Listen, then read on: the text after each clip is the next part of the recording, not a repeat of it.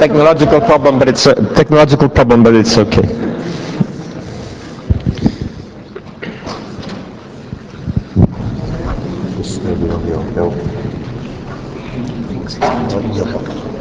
No, I told him he's going to stop. No, can you put it on?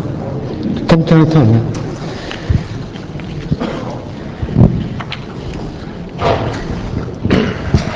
Okay, so I mean, I am a mathematician, and what I want to explain. Of course, I was asked this question. What is fundamental in mathematics and so on.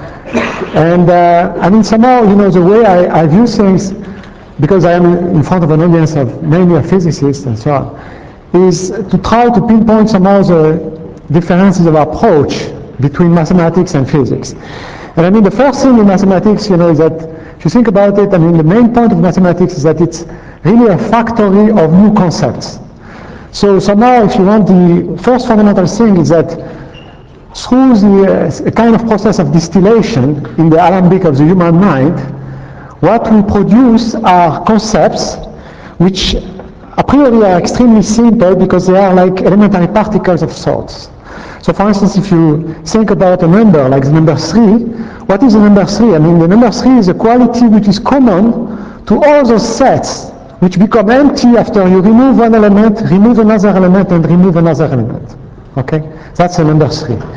So somehow, I mean, I agree entirely with what Gerhard was saying about communicating with other civilizations and so on and so forth. And in fact, there was a mathematician who wrote an entire book which is called Linkos. It's a language which just by, I mean, you can communicate just by saying that there is a signal or there is no signal. And just starting from there, you can communicate very elementary concepts like numbers, addition, multiplication, and so on and so forth, and then you find your way. So if you want, the first thing is that we sort of fabricate sort of elementary, elementary particles of sorts, these new concepts. And the second thing is that the way that we have to proceed, if you want, in our investigations is in fact quite different from physicists in the sense that we try to understand things from above. I will give you examples very quickly. But I wanted to take two concepts which are not trivial, which are center stage in mathematics and which are constantly evolving, just to specify something, to specify the subject. And these two concepts are the following. The first concept is the concept of space, and the second concept is the concept of symmetry. Okay. Now, so this really also occupies center stage in mathematics as well as in physics. And but I mean, the way a mathematician proceeds is quite different from the methodological approach, if you want, than a physicist. So typically, what happened, I mean, for a space, I will just put up two transparencies. For a space, I mean, it was, of course, architects and painters in the Middle Age and so on were using perspective. It's a very well understood thing. I don't know if this is, I don't know how to set it up. So it doesn't matter, I mean, you know the picture. Okay? Now, mathematicians, and in particular Desargues, try to put these sort of empirical rules of perspectives and so on a good footing. So they try to devise a good mathematical model for that. And what did they devise? They devise what is called projective geometry. So projective geometry, what is it? I mean, it's a geometry in which the axioms, if you want, the conditions that will be fulfilled by the geometry are incredibly simple. What are they? There will be points and lines, and the axioms are just 4. 2 points determine one line. One line has at least 3 points. Okay? 2 lines which are coming from 2 points which are on 2 coplanar lines, namely 2 lines which meet in 1 point. And the final axiom is that the geometry, the fourth axiom, which is the final one, is that the geometry is generated by finitely many points. In other words, that there are finitely many points, so that if you iterate the operation of taking lines generated by 2 points, you get everything. That's all. Now, mathematicians completely classified these geometries. They found all of them. And what they found is that they are the projective space over what is called the field. Okay? What is a field? You know the field of rational numbers, you know the field of real numbers. But if you do projective geometry with a field of real numbers, you miss the whole thing. I mean, you would say, we live in a real space, three-dimensional, so you miss the whole thing, because when you do planar geometry with complex numbers instead of real numbers, all circles pass by 2 points which were found by Poncelet, which are at infinity and which have complex coordinates, which are called the cyclic points. And then everything becomes miraculously simpler and better, okay? So this is where mathematicians differ from physicists. They classify all cases, okay? That's a very, very major difference. Now the second point is that when they classified all cases, they classified all fields, for instance, which are called local, which are locally compact. What did they find? They found the real numbers, they found the complex numbers, but they found others. They found like periodic numbers. They found fields of functions of a finite field. And they have the full list. And the full list is handy. I mean, you can look at it, okay? And there are no others. So the main, if you want, difference in approach is that in mathematics you sort of display the whole scenery, and then you can go. And in particular, what they found in the case of projective geometry is that the field K doesn't need to be commutative. So if you would sort of restrict yourself to the commutative case, you would be impaired, okay? Now, in this picture, you can already see this duality between the angel of geometry and the devil of algebra. What is the duality? The duality is the following. Where is the angel of geometry? Well, you draw pictures, it's nice. You see in one flash, you see the whole picture and so on. And in one flash, for instance, you can appreciate a theorem. So let me put up a theorem which is well known, which is due to Morley, which is the only theorem on triangles that was not known to the Greeks, okay? It's a beautiful theorem. I showed it to my father, he understood it immediately. You take any triangle, okay, any triangle, the triangle ABC is completely arbitrary. You trisect each angle, okay? You decompose each angle into 3 equal pieces. You intersect the trisectors. You get a small triangle in the middle. This triangle is always equilateral. That's a beautiful result, which was found by Morley. Now try to prove it, you will have a hard time, okay? So I mean, I have shown you the angel of geometry, I will show you the devil of algebra, okay?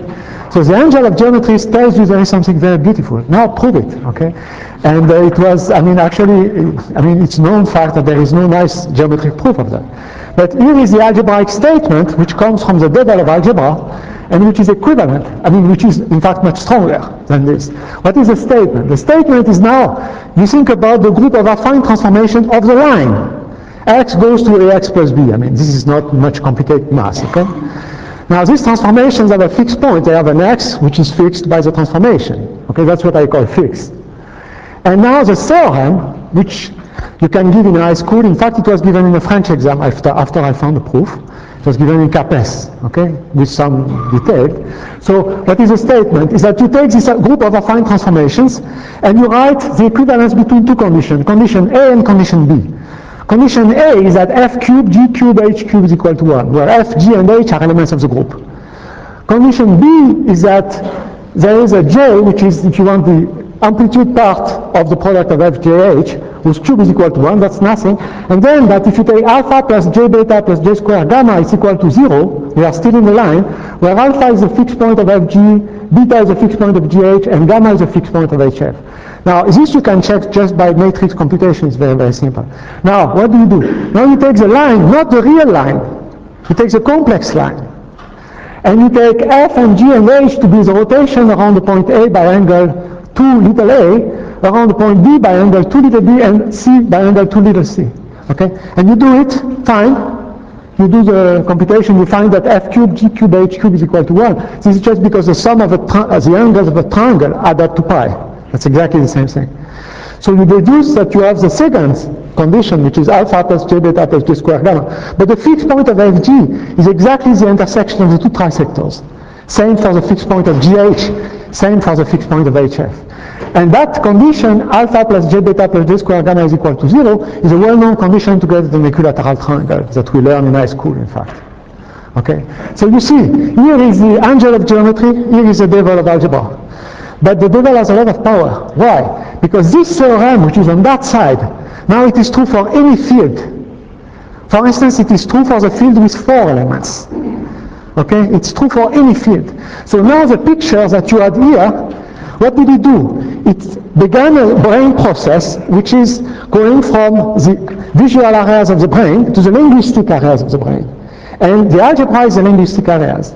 And from these linguistic areas, you get a statement which is purely linguistic, which is algebra, manipulation of symbols and so on. But now it has tremendous power.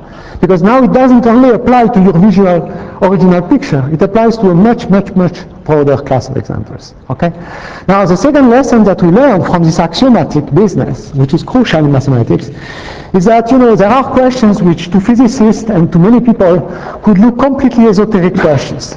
And a typical question was that when you look at the Euclid axioms, okay, and when you look at these axioms, when you look at the axioms of Euclid, there are many more than the axiom I showed you for the projective geometry. There are plenty of axioms. But now if you look at these axioms, you find that there is one which is disturbing. You have to have some sensitivity to understand that. It's not that when you will have removed it, the list will be much shorter, because it's a very long list, okay? So there was this axiom, if you want, which was saying precisely that the sum of the angles of a triangle is equal to pi. That was one of the axioms of Euclid. It's called the axioms of unit parallel, but it is really that axiom, that in fact the sum of the angles of a triangle is equal to pi, okay? Now, in the Klein model, so mathematicians thought a lot, they tried to prove this axiom. Legendre thought for a long part of his life to try to prove this axiom, but when trying to prove this axiom, they found that there was a new world, which was unknown to them, which they discovered because it was consistent. So what they found is that if you drop this axiom, that the sum of the angles of a triangle is equal to pi, it is still consistent, okay? You find a consistent world, and eventually you realize it. By how? It's so simple. The points of the geometry are just now the points which are inside an ellipse. You don't allow all the points, you only allow those points which are inside an ellipse. The straight lines are still the usual straight lines. But now you see that outside a given line, which is line D, you can pass several parallels because these two lines don't meet, okay? The trouble is that this is not enough to define the geometry. You have to define the distance between points. That's the log of the cross ratio between the 4 points like A, B, and little a, little b, okay?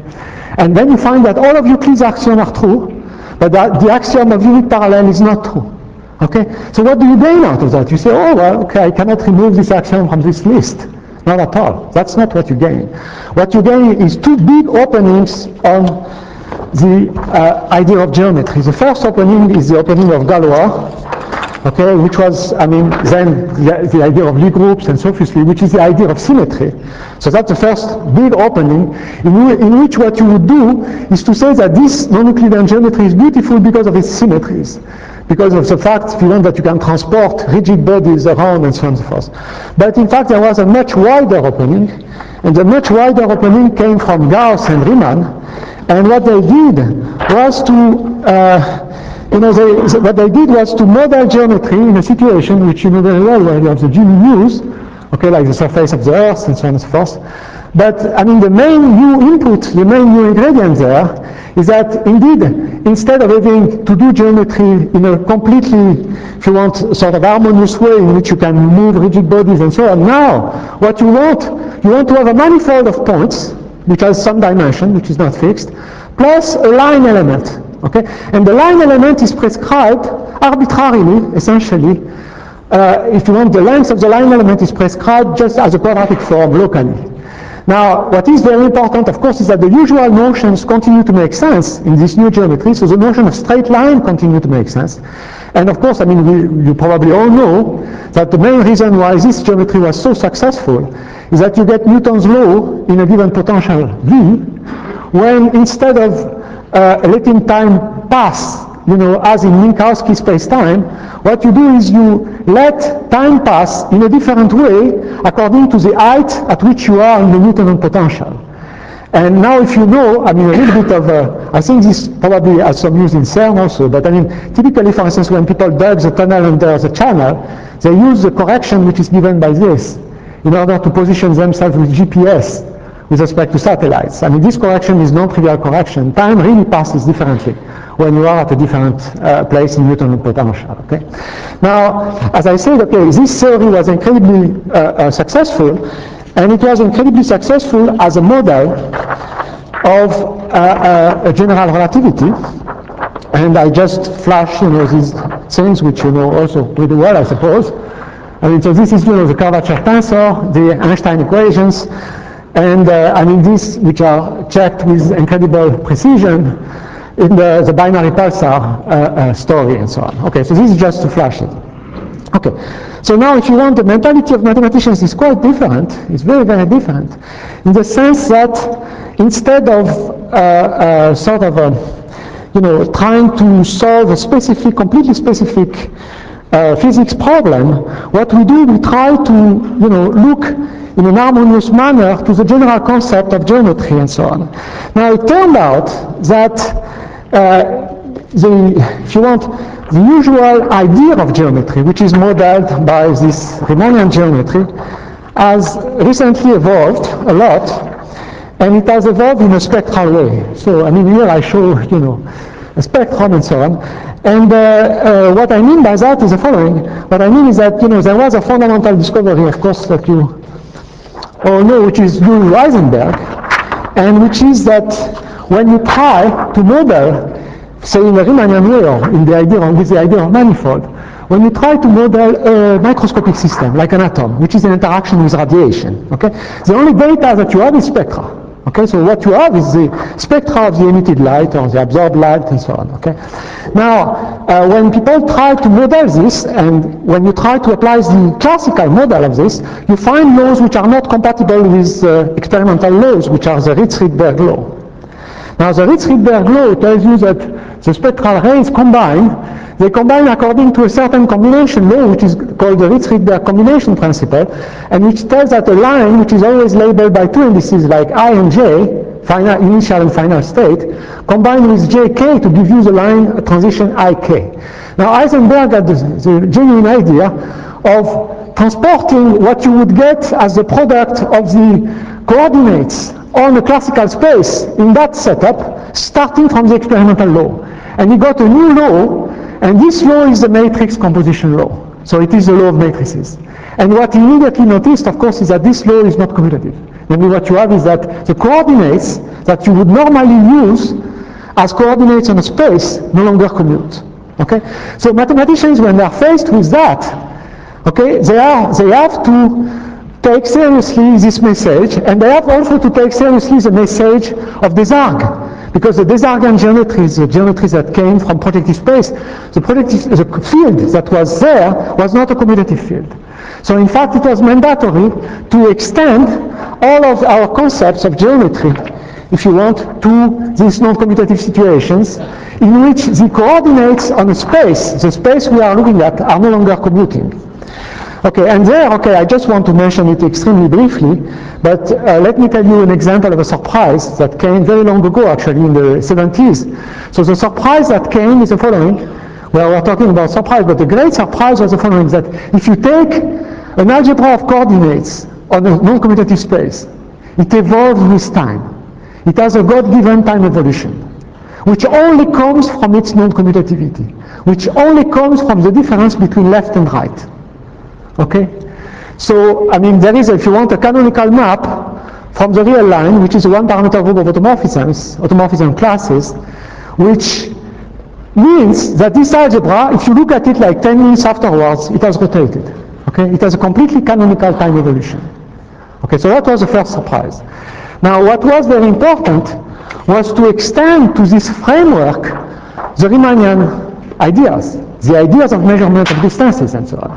And I will just flash a transparency. I will just put these transparencies to tell you what is the difference and to tell you in what way the measurement of distances differ in this new geometry from the way it is in the old geometry.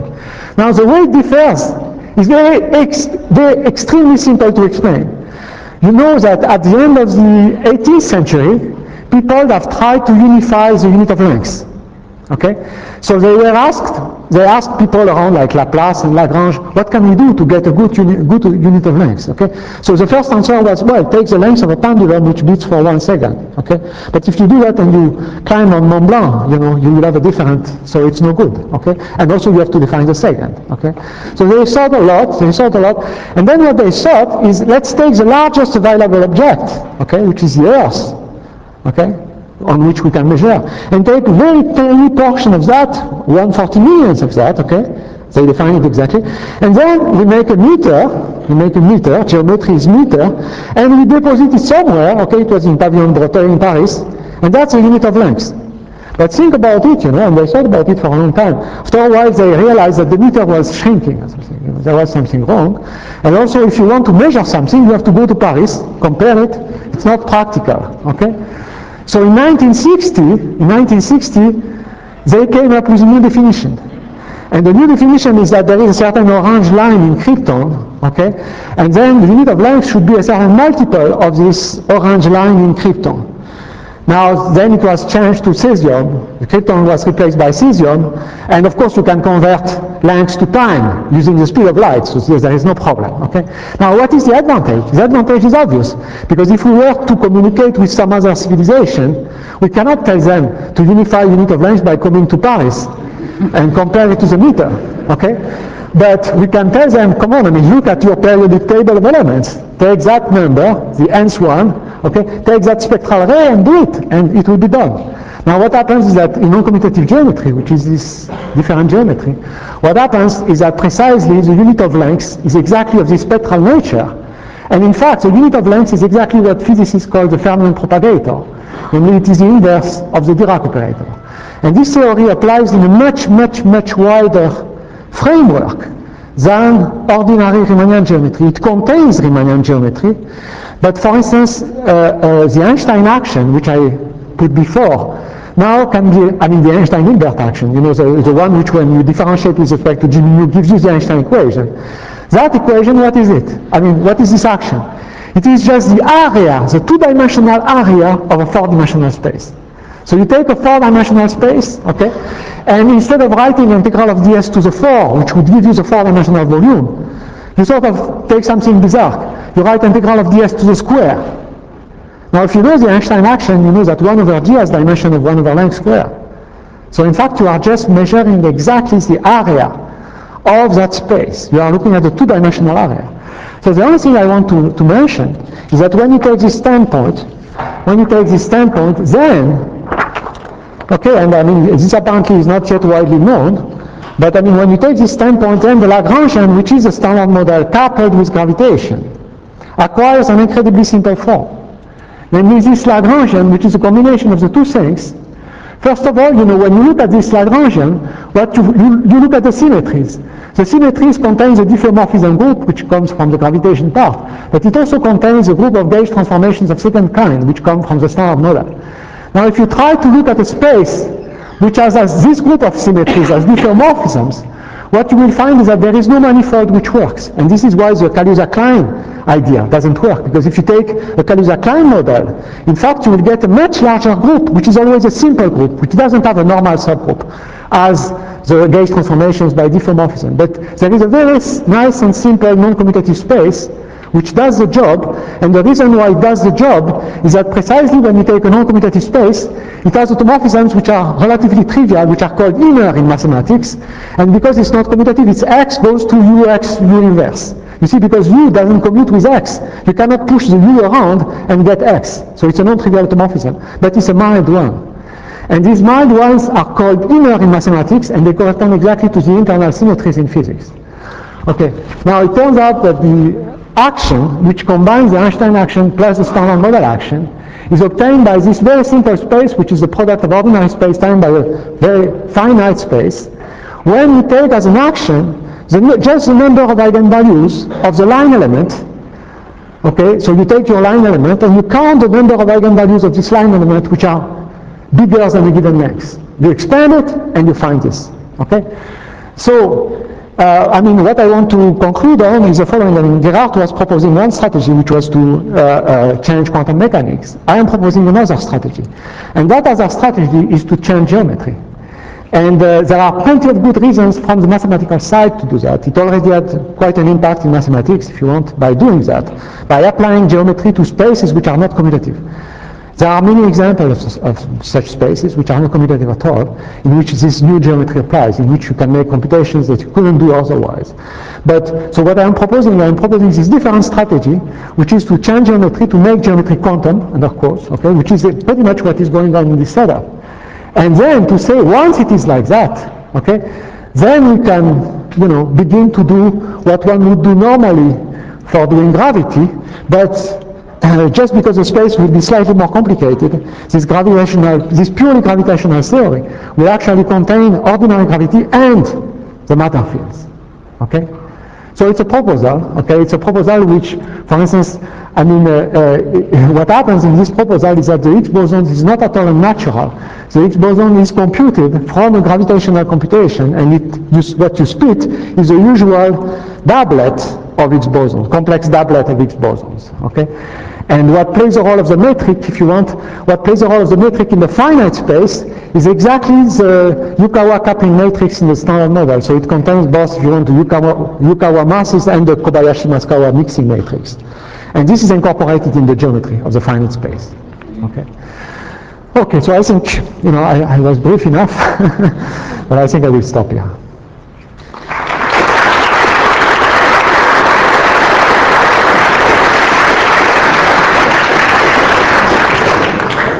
Thank you very much.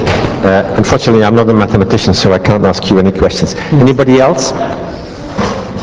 Yes, sir. By the way, that in order to compare masses, you still have to go to Paris. To? Paris. For comparing masses. For masses, yes. No, not to Paris, to England. The keynote is in England. It's is it in England? Yeah, it's in England. How did they get away with it? No, they are thinking about changing it, of course. I mean, the actual kilogram actually is losing weight. I mean, this is well known. So, but I have a more serious question. I mean, since mass is generated presumably by the Higgs mechanism, I'm wondering if you can make some particular predictions from your model to distinguish it from the standard model. Okay, so I mean, this model, I mean, if one assumes a bit desert, which I don't believe in, of course, okay, this model favors a Higgs of 160 GeV. Yeah, exactly. And it gives Weinberg angle like in ground unified SU5, which is not so bad. And it gives a certain number of things, But I mean, what it does, it gives you the quartic self-coupling of the Higgs at a certain sort of unification energy. So it favors a Higgs of that order of magnitude. So if the Higgs is 123, okay, then it's not so good for this model. You see what I mean? And but I mean, what it does, however, you see, the point of this model is the following: is that we have, the psychological process we are in is a little bit crazy because in this very complicated Lagrangian of standard model, we have isolated the electromagnetic part, and we say this is Minkowski space. Of course, the Minkowski space, if we look, it just comes from the electromagnetic part of that Lagrangian. But that Lagrangian has many more pieces. It has the weak part and it has the strong part. And what I am proposing is a larger geometry, larger framework, which can absorb this model as being pure geometry. And the answer you get is not Minkowski space. It's something which is slightly more elaborate, which has a slightly non-commutative piece. Okay? So it is as simple as that. I just want, and I'm not saying it is a final model, but I'm saying that 200 GeV or 1 TeV, okay, that's what we see concretely. It's a refinement of Minkowski space. It's more refined. It has this slightly non-commutative aspect. Okay, that's all I'm saying. I'm not saying this is a theory of everything or this is a final model. No. I'm extremely practical and you see what I mean, down to earth. What I'm saying is that there is a more general framework for geometry which applies to many more mathematical cases. It's motivated by mathematics, not by physics. But then, of course, it should be compatible with physics. Now, the way it's compatible with physics is precisely that the line element is defined as the inverse Fermion propagator. Okay, and then you look at it and you just see what it is. And you know very well that in the standard model, the Fermion propagator is not just pure Dirac. It's Dirac with Yukawa coupling. You see what I mean? And then, okay, you get this more fancy geometry. That's all. That's all I'm saying. But the action principle, I mean the principle that gives you Lagrangian, is unbelievably simple. Now it's crystal clear. It's not that, and what you find, you find that, I had nightmares many times, but you find that the sign in front of the Einstein action is correct, the sign in front of the Yang-Mills self-coupling is correct, the sign in front of the minimal coupling is correct, the sign in front of the Higgs quartic coupling which you find is correct, okay, and so on and so forth. So maybe it's an accident, you can say it's a mathematical curiosity and so on and so forth, maybe it's not an accident. And in these days where we have a sort of a preponderant theory from the sociological point of view and so on, I think it's important to know that it's not the only one. That there are other things. I mean, of course, it's not that the intersection of non-commutative geometry with string theory is zero. It's not zero. We know there is some intersection. But you see, I am proposing it as an effective model. What I am proposing is that there is a more flexible notion of geometry, which gives you an effective model of space-time at the energies that we know. Of course, it's not the final model. And when energies will get higher, one will have to know whether it fits or not with this idea of geometry. That's all. Okay, thank you. Yes? Sorry, which problems is your proposal solving then? I mean, it's just predicting the Higgs mass? No, I mean, the model is not really predicting the Higgs mass because it's only predicting the Higgs mass at the expense of taking the big desert in between, which I don't believe in, okay? No, I mean, so which problem is it solving? It is solving, if you want, the problem of writing the standard model action on the back of an envelope. And I mean, if you show me the standard model action, I know it, I mean, I saw it many times, it's not, you cannot write it on the back of an envelope, you know, I mean, or on the back of a timbre post, of a stamp. No, I mean, I want to write it on the back of a stamp. So on the back of a stamp, okay, what I am telling you is that you take the line element for this, what? Virtuosism, you want to write, I mean... No, it is reductionism. No, it is reductionism. You see, I don't believe in a theory, I mean, I would hate to live in a world... Quantitatively, do you say anything about the cosmological constant? No, quantitatively what you get, as I said, you say something about the Weinberg angle. Okay. Well, like many other theories. Yeah, sure, like many other theories, sure. Under theories. Fine. Okay, sure, yeah, but I mean, but you don't pay the price of grand unified theories in the sense that you are not saying that, you know, there is a small gauge group and so on. No, you just, what you get is a standard model as such, not as a... But you said that the Higgs phenomenon arises from the geometry. Okay, let me explain that. So why don't you say anything for the cosmological constant then? No, okay, but let me explain why the Higgs phenomenon arises from geometry. It's so simple to explain, okay?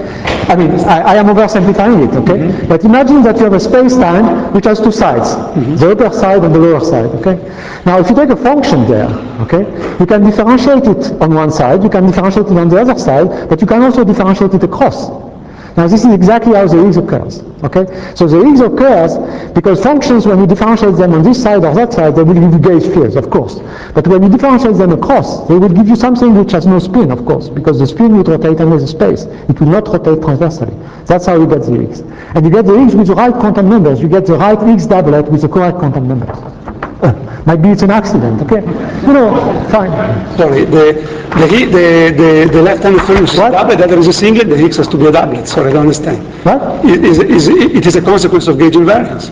No, not at all. No, it's a consequence of the geometry. What I am giving you is a purely geometric principle that gives you this, that's all. Okay. I mean, you know, I understand physicists, you know, I understand that, for instance, when Minkowski writes his model of space-time, people can tell him, what do you bring to relativity? And he cannot say anything. Of course, he doesn't bring anything to special relativity. It is the same. It is the same equations. It's exactly the same thing. Okay?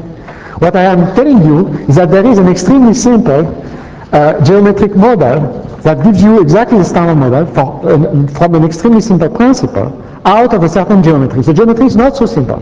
The geometry is more delicate than Minkowski geometry, that's all. Okay?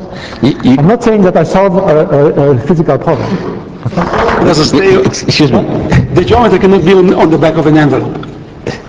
Probably not, but it may fit in the coffee break. So,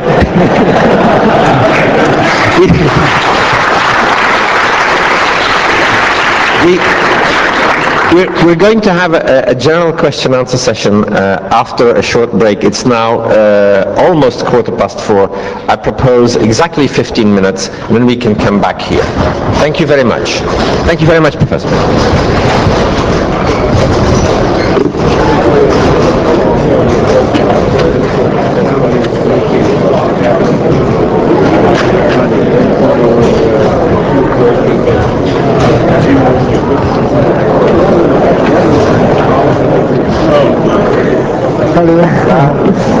Alors, les théoriciens... Ouais, il faut se battre.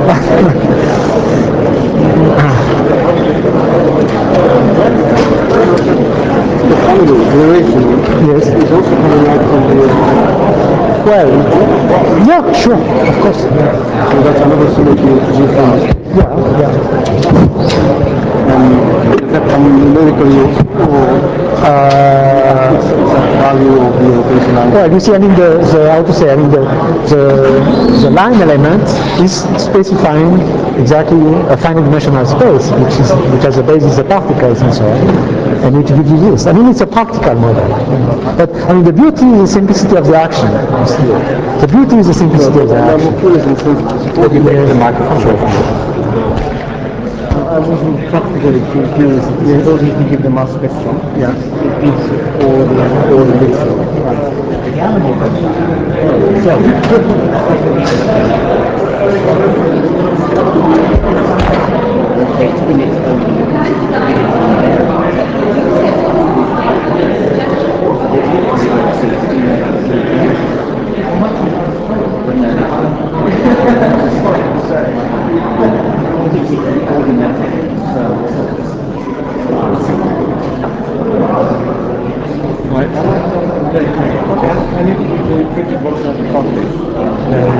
You mentioned a fish that squirts water. Yes. I believe there's another one. Yes. I'm not sure whether it's in the same family. It's the chocolate granny, we call it. I don't know the It may be the same, it may just be another name for it. I mean, it's not that fish, definitely not, because I used to breed it as a hobby. And tried to be a piece of information for it. yes. Which do you small favor? For a friend of mine.